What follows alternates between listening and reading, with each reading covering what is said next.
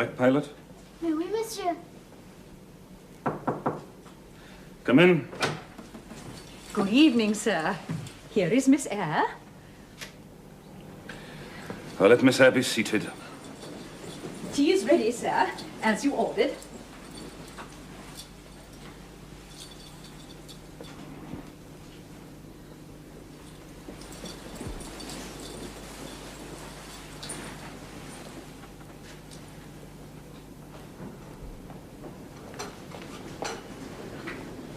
Adele, Miss Eyre, please come to the table. Oh, I am so sorry you had so much estate business, sir. I do wonder at your patience and perseverance in going on with it. Madam, I should like some tea. Oh, yes, of course, sir.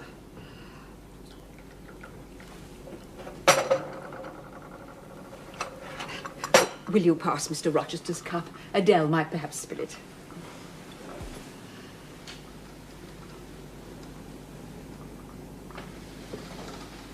Monsieur, have you a cadeau? A present from Miss Eyre in your boxes?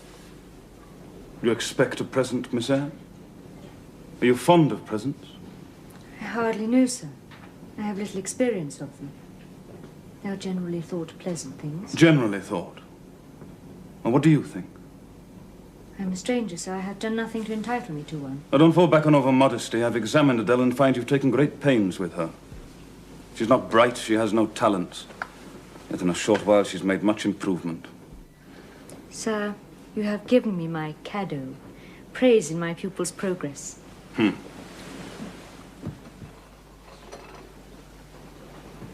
Miss Eyre, come sit here by me.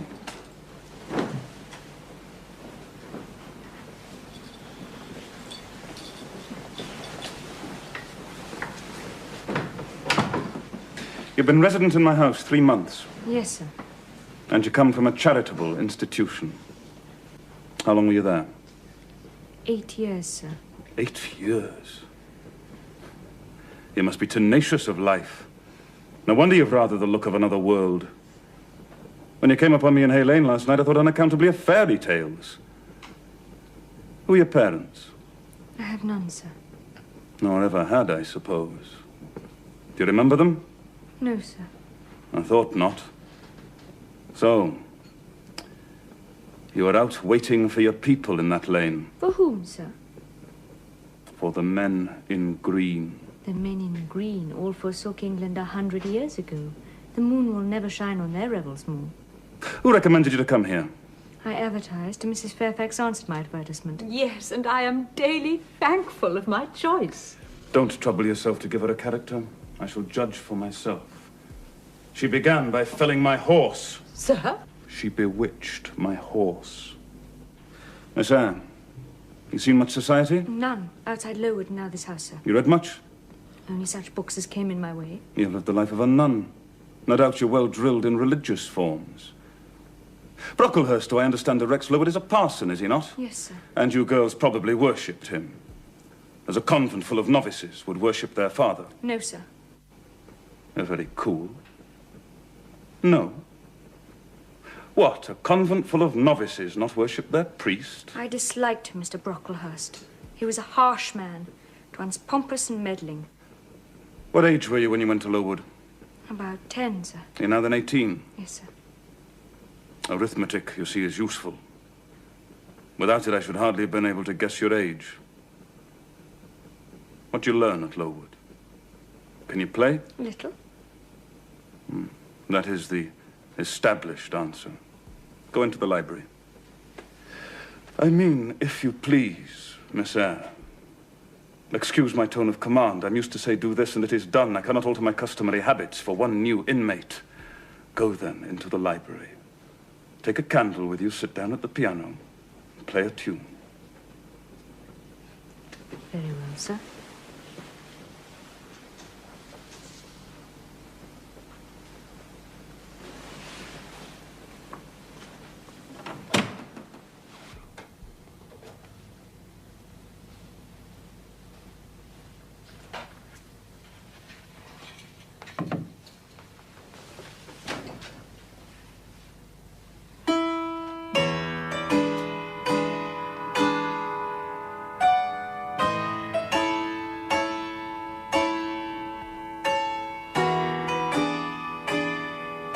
Enough!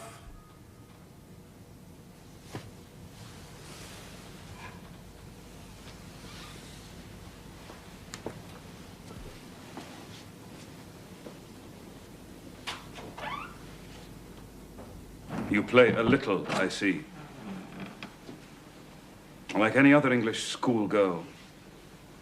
Perhaps rather better than some, but not well.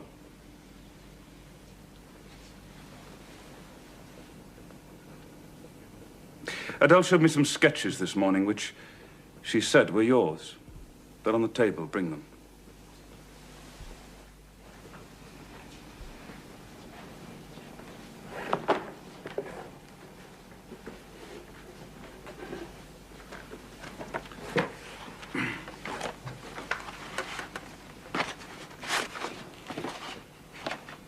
Are they entirely of your doing? Probably a master aided you. Certainly not, sir. Ah. Hurts pride. Now, there are 3 in particular. Where'd you get your copies? Out of my head, sir. That same head I now see on your shoulders? Yes, sir. Does it have any furniture of the same kind within? I should think it may have. I hope better. Were you happy when you painted these? Painting those pictures was one of the keenest pleasures I've ever known. Well, that's not saying much. Your pleasures, by your own account, have been few. You have not enough of the artist's skill and science. Yet the drawings are, for a schoolgirl, peculiar. There. Put them away.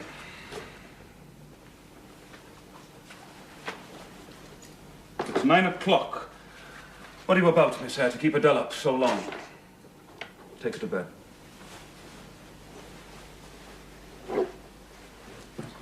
Bonne nuit, monsieur. I wish you all good night now. Good night, sir.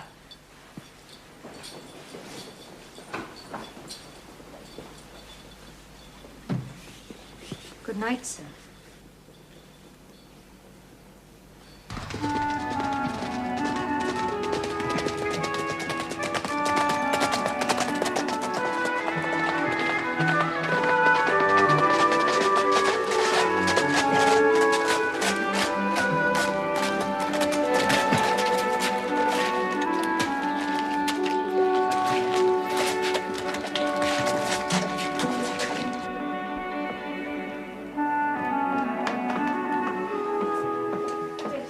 Yeah.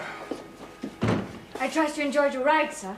I trust you've enjoyed your day, Miss Eyre. I have indeed, sir. I am so glad your leg is quite recovered. Oh, 2 days were enough to put that right. All the same, you should not take risks. Otherwise you'll bewitch my horse again. Well, excuse me, Miss Eyre, I must change my clothes. There's not much wrong with him anymore. Been out visiting, I suppose. I imagine he has to call on all the neighbouring gentry. Especially where certain young ladies are concerned. Have you heard talk of the Honourable Miss Blanche Ingram? No. Well, you will, miss.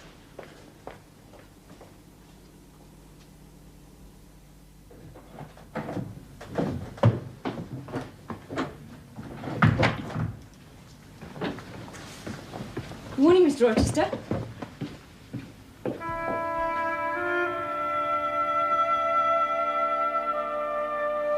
Here's your present. Amuse yourself with disemboweling it.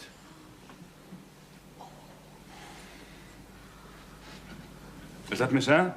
You wish to see me, sir? Come forward, Miss Eyre. Be seated. Don't draw the chair further off, Miss Eyre. Sit down exactly where I placed it. If you please, that is. Confound these civilities, I'm always forgetting them. Oh, ciel, que c'est beau! Come, child. The master wishes to speak to Miss Eyre.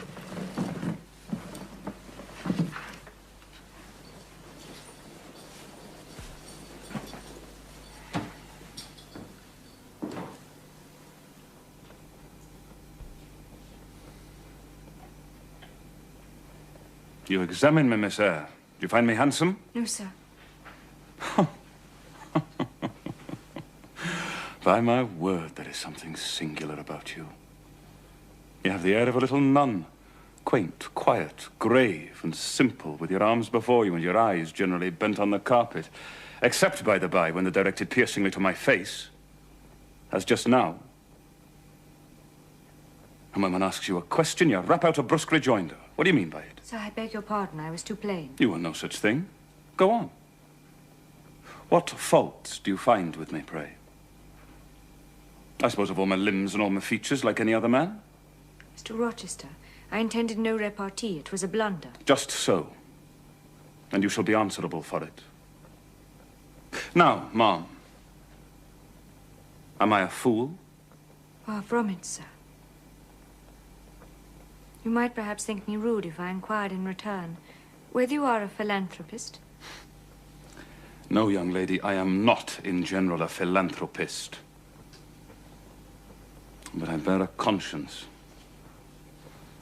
When I was as old as you, I was a feeling fellow enough, partial to the unfledged, unfostered, and unlucky. But fortune has knocked me about since. And now I flatter myself that I'm as hard and tough as an India rubber ball. Pervious, though. Through a chink or two still. Does that leave hope for me? Hope for what, sir? Oh, you look very much puzzled, Miss Eyre. And you're no more pretty than I am handsome. Yet a puzzled air becomes you. Besides, it's very convenient. It keeps those searching eyes off my physiognomy. So, puzzle on. Young lady, I am disposed to be gregarious and communicative tonight. That's why I sent for you. The fire and the chandelier were not sufficient company for me. I can't talk to an old lady or a young child, no pilot, but you. You puzzled me the first evening I invited you down here. But pleased me now to draw you out, to learn more of you. Therefore speak. About what, sir? Oh, whatever you like. You're dumb, Miss Eyre? Stubborn? And annoyed, hmm? Ah, I put my request in an absurd, almost insolent form. Miss Eyre, I beg your pardon. The fact is, once and for all, I do not wish to treat you like an inferior. I speak merely with 20 years more of age and a century more of experience. Now have the goodness to talk to me a little. Divert my thoughts, which are galled with dwelling on one point. I am willing to amuse you if I can, sir. But how do I know what will interest you? Ask me questions and I will do my best to answer them. Well, firstly, then, do you agree that I have the right to be a little masterful? Abrupt, exacting at times? On the grounds that I'm old enough to be your father and have roamed over half the globe, whilst you have lived quietly with one set of people in one house. Do as you please, sir. Oh, that's no answer. It's irritating and evasive. Reply clearly. I do not think, sir, you have the right to command me because you are older than I, or because you have seen more of the world than I have. Your claim to superiority depends upon the use you have made of your time and experience. Promptly spoken. But I won't allow that. It would never suit my case. I have made a very bad use of both advantages. Well, leaving superiority out of the question, then. You must still agree to receive my orders now and then without being piqued by the tone of command. Why do you smile? I was thinking, sir, that very few masters would trouble themselves to inquire so of their paid subordinates. Paid subordinate? Oh, yes, I'd forgotten the salary. Well, then, on that mercenary ground, will you agree to let me hector you a little? No, sir, not on that ground, but on the grounds that you did forget it, and that you care whether or not a dependent is comfortable in his dependency. And will you agree to dispense with a great many conventional forms and phrases without thinking me insolent? I hope so. I know the difference between informality and insolence. The one I rather like, the other nothing freeborn would submit to even for a salary. Humbug. Most things freeborn will submit to anything for a salary. However, I mentally shake hands with you for that answer, despite its inaccuracy. Not one in 3,000 raw schoolgirl governesses would have answered me as you have just done. However, I don't mean to flatter you. For all I know, you may have intolerable faults to counterbalance your few good points. Oh. Yes, you're right. I've plenty of faults of my own. I was thrust onto a wrong tack at the age of 21, and I've never recovered the right course since. I might have been different. I might have been as good as you. Wiser. Almost as stainless. I envy you your peace of mind, your clean conscience, your unpolluted memory. How was your memory when you were 18, sir? Oh, I was your equal, Miss Eyre. Quite your equal. Nature meant me to be, on the whole, a good man, Miss Eyre. But you see, I am not. I am a trite, commonplace sinner, hackneyed in all the petty dissipations of the rich and worthless. I wish I'd stood firm. God knows I do.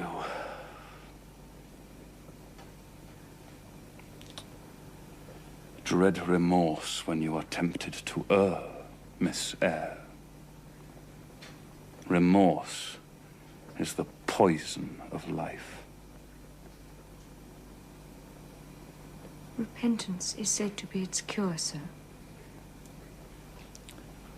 It is not its cure. Reformation, maybe. I could reform, but what's the use? Hampered, burdened, cursed as I am. Besides, I have a right to get pleasure out of life, and I will get it, cost what it may.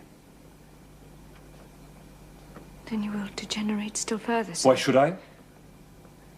If I can get sweet, fresh pleasure, and I may get it. As sweet and fresh as the wild honey the bee gathers on the moor. See, you're like a little bird trapped in a cage, vivid, resolute, restless, but a captive. Were it but free, I would soar cloud high. To speak truth, sir, I do not understand you. And at this moment, Miss Eyre, I am paving hell with energy. Sir? I'm laying down good intentions, which I believe as durable as flint.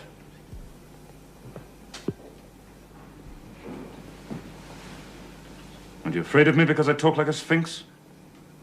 Your language is enigmatical, sir. Though I am bewildered, I am certainly not afraid. Voici, mademoiselle. Where are you going? To put Adele to bed. It is past her time. She's beautiful, is she not?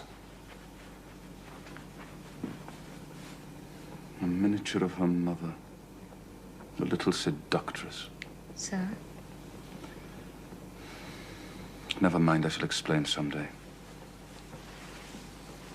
Good night, Miss Eyre. Good night, sir.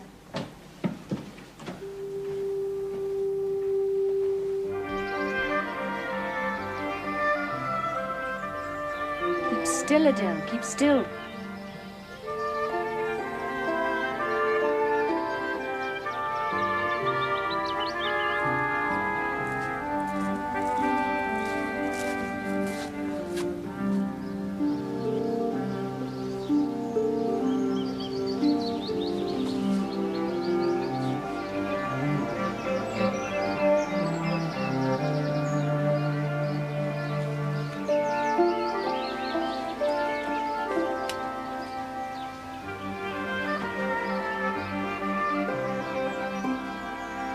Que se passe-t-il, mademoiselle? Je commence à avoir froid. Let me rest for a moment, Adele.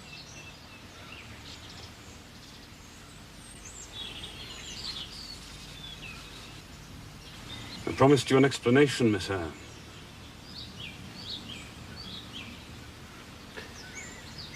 Your pupil, Adele, is the daughter of a French opera dancer, Céline Varron, for whom I once cherished a grande passion.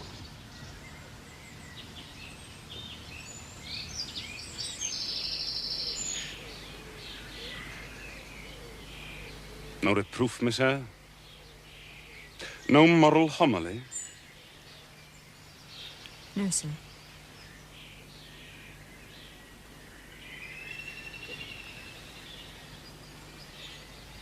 I like this day. I like this sky of steel. I like Thornfield. My home as it could be. Yet how long have I abhorred the very thought of it? Shunned it like a plague house. Feared it. Feared it, sir. I was speaking of Céline Varron. I called one evening when she didn't expect me and found her with another man. Mademoiselle. Thank you, Adele. Pour vous. Go and read your book, child.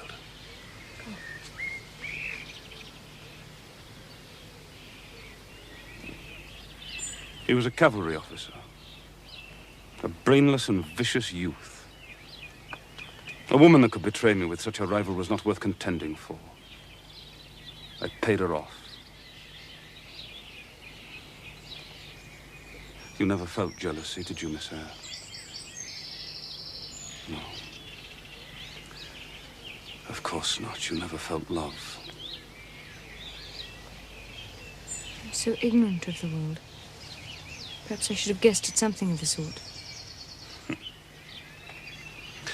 Now you know she is the illegitimate offspring of a French opera girl, you will perhaps think differently of your post and your protégé.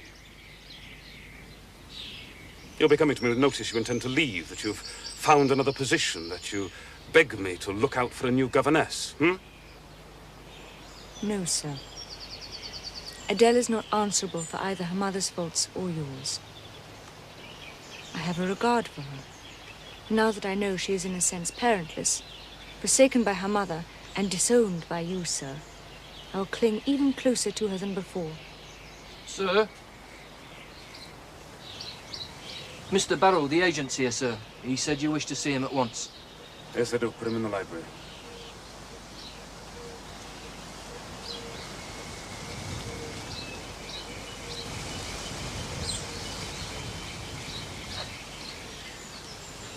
Thank you, Miss Eyre.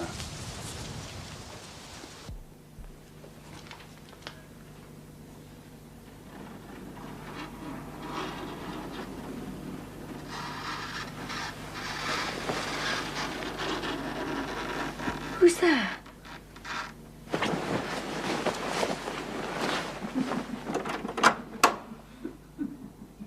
Who's there?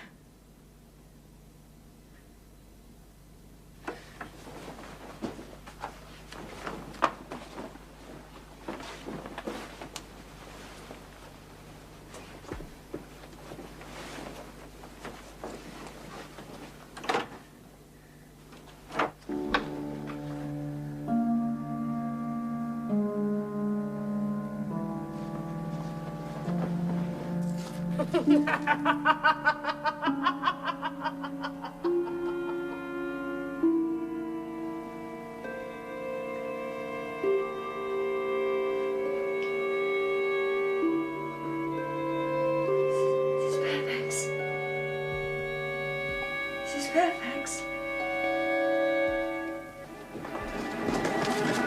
Mr. Rochester, wake up!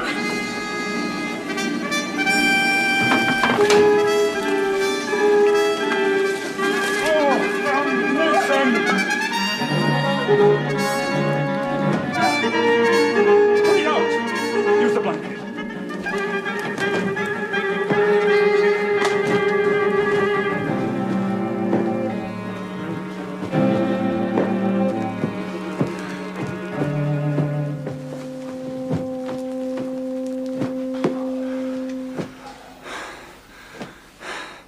This is not one of your witchery, you sorceress. I heard someone creeping in the corridor. I heard a terrible laugh. Whoever it was set fire to your room and then fled through the door to the upper staircase. Shall I fetch Mrs. Fairfax?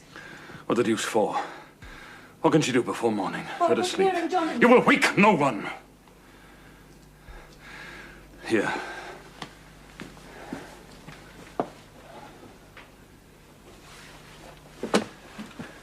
Here, put this around you. Sit there.